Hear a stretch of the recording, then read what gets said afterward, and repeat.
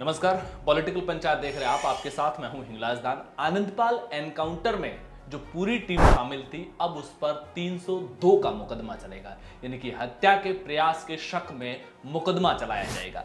लेकिन आज हम आपको बताएंगे कि 7 साल पहले आनंदपाल एनकाउंटर में क्या कुछ हुआ था, उस समय ओवरऑल हुआ क्या कुछ था।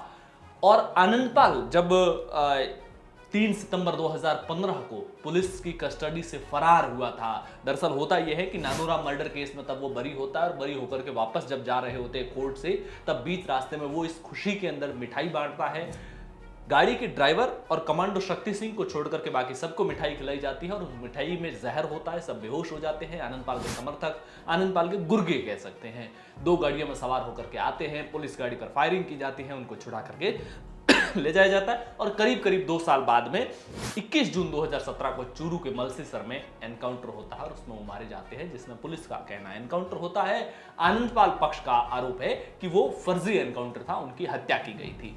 लेकिन जब वो फरार हुआ था, तब ये किसने कहा था कि आनंदपाल और हनुमान बेनीवाल में कोई फर्क नहीं है। उस समय जब पीसीसी चीफ थे सचिन पायलट, मुख्यमंत्री वसुंधरा राजे थी, गृह मंत्री गुलाबचंद कटारिया थे, तो इन तमाम नेताओं ने उस समय क्या कुछ कहा था। इसके अलावा उस समय के जो एसपी थे दिनेश एमएन, उन्होंने क्या माफी चाहूंगा, आईजी थे दिनेश एमएन, उन्होंने क्या कहा था, एसपी राहुल बाहट ने क्या कहा था। इसके अलावा पुलिस टीम ने जो प्रेस कॉन्फ्रेंस से की थी, जो एक पीपीटी के जरिए पत्रकारों के सामने एक प्रेजेंटेशन दी गई थी, जिसमें अलग अलग फोटोज के जरिए समझाया गया था कि हमने पूरे एनकाउंटर को कैसे अंजाम दिया है, किसने क्या कुछ कहा, उन तमाम चीजों को सुनने से पहले एक बाइट, एक बयान वकील का सुन लीजिए। हालिया बयान, सबसे ताजा बयान, जिसके बाद में पुलिस ने सीबीआई की जो क्लोजर रिपोर्ट है उसको खारिज करते हुए 302 का मुकदमा चलाने की जो इजाजत दी है, उसके बाद में आनंदपाल के पक्ष का, आनंदपाल के परिवार के पक्ष का, उनकी पत्नी राजकमर और भाई रुपिंदर सिंह के वकीलों ने क्या कुछ कहा था, जिनका वकील है एक भंवर सिंह राठौड़ है और एक त्रिभुवन सिंह राठौड़ है। वकील का क्या बयान है, ये पहले सुन लीजिए। आनंदपाल को सरण सिंह के घर पे मालासर में घेर लिया था। करीब 200 पुलिस के अधिकारी वहां पर थे। छत के ऊपर आनंदपाल छुपा हुआ था। पुलिस पार्टी ऊपर जाने में असफल हो रही थी। पुलिस अधिकारियों ने उसके भाई रूपेंद्र सिंह को रिक्वेस्ट की कि तुम आगे चलो, क्योंकि हम ऊपर जा नहीं सकते और तुम्हारे भाई को सरेंडर करवा दोगे, हम मारेंगे नहीं। तो रूपेंद्र पाल सिंह आगे रवाना हो गया, सारे पुलिस अधिकारी पीछे रवाना हो गए। छत पर जाते ही आनंदपाल ने सरेंडर कर दिया। तुरंत पुलिस अधिकारियों ने उसको पटक करके पिटाई की और उसके बाद में कैलाश, सूर्यवीर सिंह और विद्या प्रकाश ने सबसे पहले गोली मारी और उसकी हत्या कर दी और झूठा क्लोजर रिपोर्ट पेश किया, जो हमने चैलेंज किया है। उसके ऊपर बयानों के आधार पर प्रसंज्ञान लेके पुलिस को 302 के आरोपी बनाया। उस समय राजस्थान में वसुंधरा राजे मुख्यमंत्री थी और गृह मंत्री थे गुलाबचंद कटारिया। गुलाबचंद कटारिया को लेकर के मीडिया में या कुछ लोगों में बातचीत में ये बयान चलता है कि गुलाबचंद कटारिया ने कहा कि मुझे तो पता ही नहीं, मैं तो रात को सोया था और जब सुबह उठा तो पता चला कि एनकाउंटर हो गया है। लेकिन राजस्थान पत्रिका से बातचीत करते हुए उन्होंने क्या कुछ बयान दिया था, राजस्थान पत्रिका के सौजन्य से ये उनका ये बयान 7 साल पुराना, जिस समय एनकाउंटर हुआ था तब का सुन लीजिए। सरदार शहर और रतनगढ़ के बीच में थे, वहाँ रुका हुआ, तो वहाँ से उसने एसपी चूरू को, बाकी सब लोगों को इन्फॉर्मेशन किया, सारे मकान को घेरा।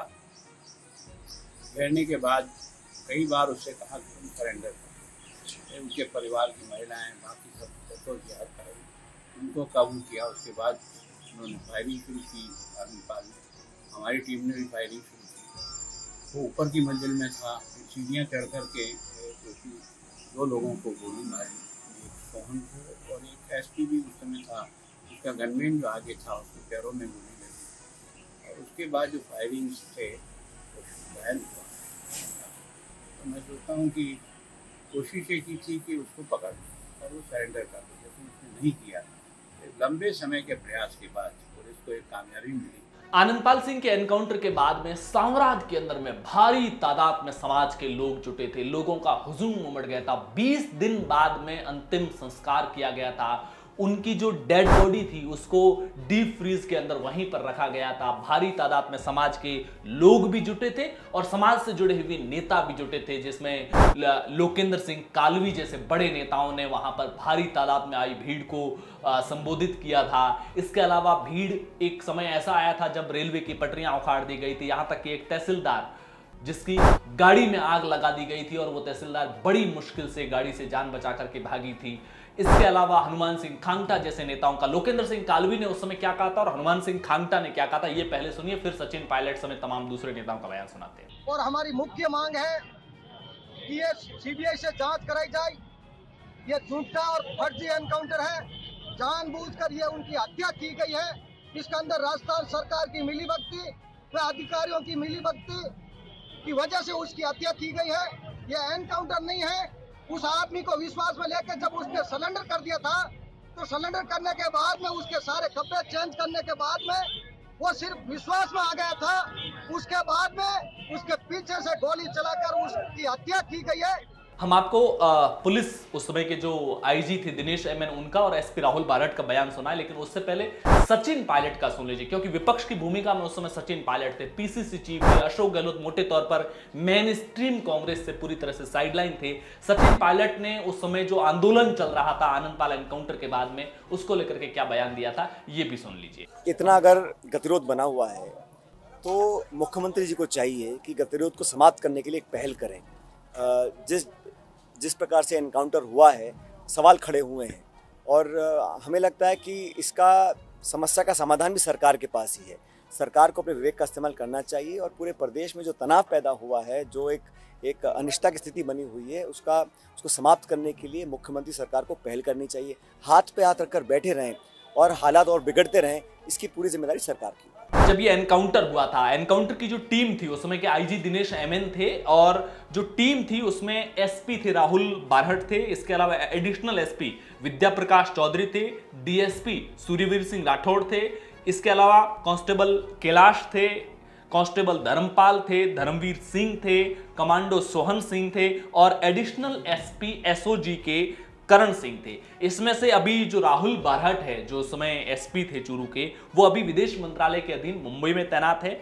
विद्या प्रकाश जो उस समय सीओ कुचामन सिटी थे, वो अभी एएसपी हैं एंटी गैंगस्टर टास्क फोर्स के अंदर में, और जो सूर्यवीर सिंह है जो उस समय एसओजी के सीआई थे, वो अभी सीओ सिटी बांसवाड़ा में तैनात है। हम पुलिस ने जो एसपी राहुल बारहट ने प्रेस कॉन्फ्रेंस करके जो बयान दिया था उसमें उन्होंने क्या कुछ कहा था और पुलिस ने अपनी प्रेजेंटेशन में किस तरीके से पूरी तरह से समझाया था, वो बताएंगे। आनंदपाल डीडवाना से ताल्लुक रखता था, जीवन गोदारा एनकाउंटर से लेकर के तमाम अपराध की दुनिया और बाकी वजहों से भी डीडवाना से ताल्लुक रखते, नागौर के अंदर ही उनका गांव था।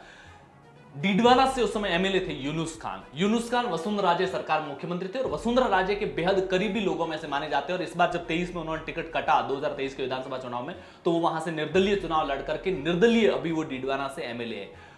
जब 3 सितंबर 2015 को आनंदपाल सिंह फरार हुए थे, तब हनुमान बेनीवाल और आनंदपाल की भी एक तरह की राइवलरी उस समय में चला करती थी, क्योंकि जातीय नेता के तौर पर तब हनुमान बेनीवाल की आइडेंटिटी हुआ करती थी। राजनीतिक दल बनाने के बाद में उन्होंने काफी हद तक दलित वोट बैंक को भी अपने साथ में लेने में कामयाबी हासिल की है। तो हनुमान बेनीवाल ने उसे एक बड़ा मुद्दा बनाया था उस आनंदपाल सिंह की फरारी को।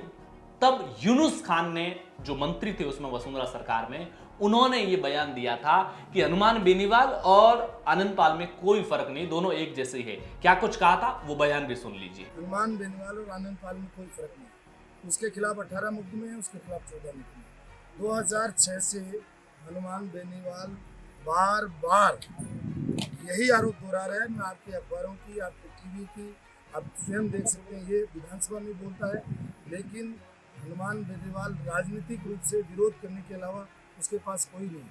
अब आखिर में आपको पुलिस की वो प्रेजेंटेशन दिखाते हैं जिसके जरिए पुलिस ने ये समझाने की कोशिश की थी कि ये पूरा एनकाउंटर हुआ कैसे था। उसके कुछ हिस्से आपको सुनाते हैं और एसपी राहुल बारहट ने क्या कुछ कहा था उसका भी कुछ हिस्से सुनाते हैं। पहले प्रेजेंटेशन देखिए, फिर एसपी राहुल बारहट की वो बयान भी सुनिए। जो शीशे वाली बात एक आई है, मेरे ख्याल से काफी लोग के मन में शक है कि अंधेरा है, शीशा कहां से होगा, पुलिस वैसे बना रही। आप यदि जाके देखें, ये लाइट जल रही थी, इसके कमरे में लाइट जल रही थी और एक इसके ऊपर भी था, वो टूट गई, यहाँ भी लाइट जल रही थी। तो 3 लाइट में इन्होंने यहाँ पे जमीन पे अंदर की तरफ एक शीशा लगाया, यही नीचे से उठा के लेते, शीशा वो 2 फीट बाई 1.5 फीट के आसपास का शीशा। और हाँ, क्योंकि गोली चल रही थी इसलिए ये लोग ये बाहर नहीं जाते, नीचे से बड़ी एक हॉकी लेके आए, फिर हॉकी से इन्होंने यहाँ से शीशे पर ढकेला धीरे धीरे, सब दिख गया बस। तो क्योंकि आप जानते हैं बस साइंस के हिसाब से जिस तरफ से आप देख रहे हो उसी तरफ का आगे का आपको दिखाई देगा। जिनके द्वारा विरोध किया गया पहले उनको काबू में किया गया और उनको जो है हिरासत में लिया गया, जिसके बाद धीरे धीरे हमने ऊपर की ओर अपनी मूवमेंट बढ़ाई। ऊपर मूवमेंट बढ़ाते ही जैसे ही हमारा थोड़ा सा एक्सपोजर हुआ ऊपर की तरफ तो फायर आने लगे और काफ़ी बड़ी तादाद में फायरिंग शुरू कर दी आनंदपाल ने, जिसके बाद में उनको कई दफ़ा 3 अधिकारियों द्वारा बार बार वार्निंग दी गई बाहर आने के लिए और उनको ये भी वार्निंग दी गई कि जो है अपने आप को सरेंडर कर दें, लेकिन लगातार गोलियां चलाते रहे वो, और जिसके बाद में 2 जवानों को हमारे गोली लगी और दोनों को जो है गोली लगने के बाद में जो एनकाउंटर हुआ, लगातार चला एनकाउंटर, और उसके बाद में आनंदपाल जो है उसकी वहाँ पर डेथ हो गई पुलिस फायरिंग। तो ये 7-8 साल पहले जब आनंदपाल सिंह का एनकाउंटर हुआ था 21 जून 2017 को, तब नेताओं के क्या कुछ स्टेटमेंट थे, पुलिस ने क्या कुछ कहा था, वो सब कुछ आपको बताया है। अब देखना होगा कि जिन 9 पुलिस अधिकारियों को अप्रैल 2021 में अशोक गहलोत सरकार के समय, क्योंकि सीबीआई ने 2020 के अंदर अपनी क्लोजर रिपोर्ट फाइल कर दी थी, उसके बाद में आनंदपाल की पत्नी राज कंवर ने और भाई रुपिंदर सिंह ने इसको क्लोजर रिपोर्ट को चैलेंज किया था। लेकिन सीबीआई की क्लोजर रिपोर्ट के बाद में राजस्थान सरकार, देखिए वसुंधरा राजे के कार्यकाल में यह एनकाउंटर हुआ था और अशोक गहलोत के कार्यकाल के अंदर उन पुलिस जवानों को प्रमोशन किया गया था, उनको सम्मानित किया गया था। पुलिस मुख्यालय पर पूरी तरीके से एक प्रेजेंटेशन दी गई थी जिसके अंदर उस टीम के बारे में डिटेल से बताया गया था, जो उस टीम शामिल थी, कैसे एनकाउंटर की नौबत आई थी, उसको पूरी तरीके से डिटेल में बताया गया था। और उसके बाद में अप्रैल 2021 के अंदर वो उन 9 अधिकारियों को सम्मानित और प्रमोशन किया गया है। अब जो कोर्ट ने फैसला दिया है उस क्लोजर रिपोर्ट को खारिज किया है और अब जो 302 का मुकदमा चलाने की इजाजत दी है, इसको लेकर के 16 अक्टूबर 2024 को अगली सुनवाई होनी है। इसी बीच सियासत तेज हो चुकी है। राजनीति के अंदर एक तरफ ये कहा जा रहा है कि भजन लाल शर्मा गुट, या फिर कहें कि वर्तमान में जो बीजेपी है वो बीजेपी वसुंधरा राजे, चूंकि उस समय मुख्यमंत्री वसुंधरा राजे थी और फर्जी एनकाउंटर मामलों में कौन नहीं जानता कि गुजरात के तमाम फर्जी एनकाउंटरों में किस तरीके से उस समय के नेतृत्व वहां का था, उसको कानून का सामना करना पड़ा था, तमाम सवालों का सामना करना पड़ा था, मुश्किलों का सामना करना पड़ा था। और ऐसे में ये भी बातें आ रही है कि क्या वसुंधरा राजे पर दबाव बनाने के लिए, प्रेशर क्रिएट करने के लिए सब कुछ किया जा रहा है। दूसरी तरफ अगर सीबीआई की क्लोजर रिपोर्ट को जो खारिज किया है, इसको अगर भजनलाल सरकार चैलेंज करती है ऊपरी अदालतों के अंदर, तो फिर राजस्थान में एक बार फिर से भजनलाल सरकार को एक समाज की नाराजगी का सामना करना पड़ सकता है। और ये तय है कि आनंदपाल एनकाउंटर को लेकर के अब राजनीति बहुत तेज होने वाली है। आपकी इस पूरे मामले को लेकर क्या कुछ रहा है, कमेंट बॉक्स में जरूर बताइए। पॉलिटिकल मंच पर पहली बार आए तो चैनल को सब्सक्राइब कीजिएगा। शुक्रिया।